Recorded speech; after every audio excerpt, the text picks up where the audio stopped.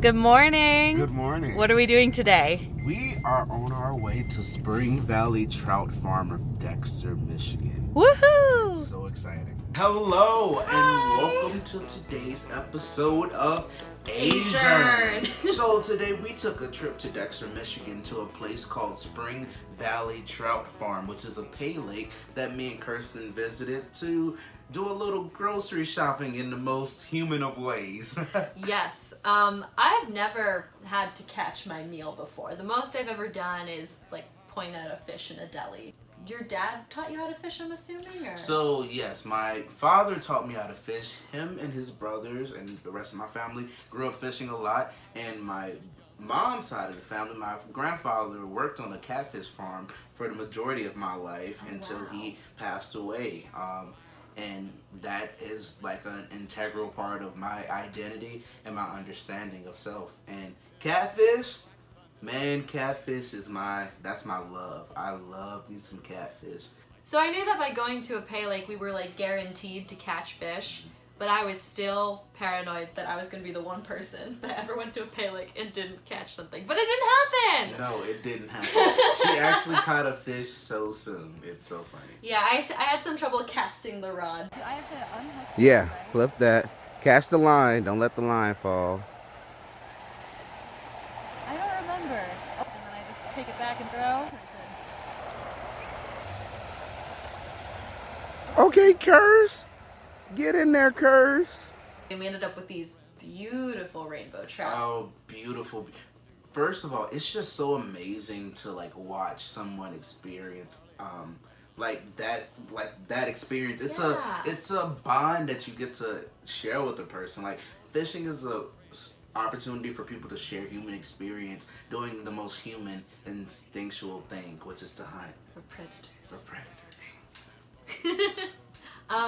Yeah, and it was so cool because like you felt your line pull, and then you had me carry that like huge net over, and then you just scooped the fish out, and then it was right there, and it was kind of, it was a different experience to like feel the weight of the fish on the line and then in your hand. Like, I don't know, I feel like I got like a lot of respect for my food. Oh my God, Vincent, that's beautiful.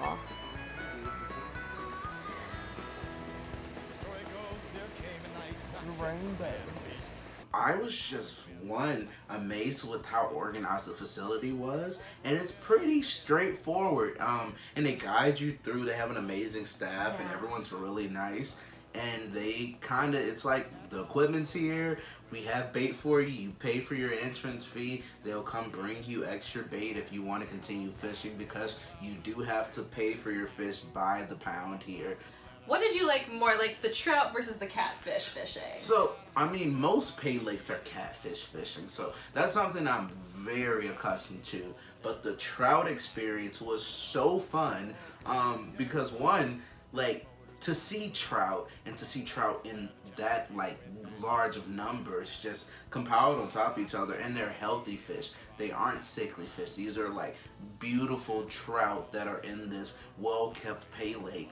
And they are very well taken care of, very healthy fish. It's exciting and it's new. The atmosphere was like wonderful. Like we were sitting on like these wooden benches, and just like we went really early in the morning too, so the sun was still kind of like coming up in the sky. It was just so peaceful, and just a really nice way to spend a Sunday morning. Absolutely. And I think I really like catfish fishing for like the long waiting period it took, because they're bottom feeders, right? So it took a little longer for them to catch our bait and stuff like that. And we just put on some jazz music, and Play some Ella. Yeah, we love her.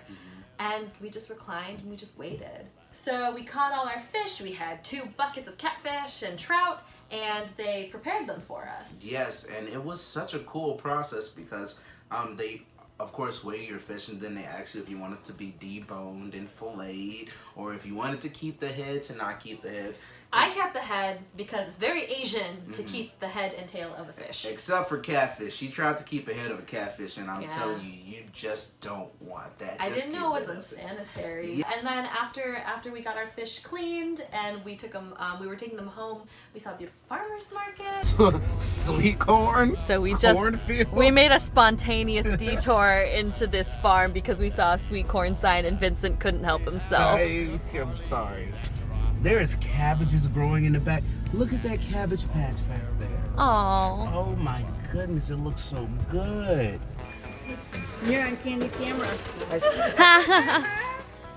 Probably America's funniest. Nah, You win the 10,000, I'll take 1,000.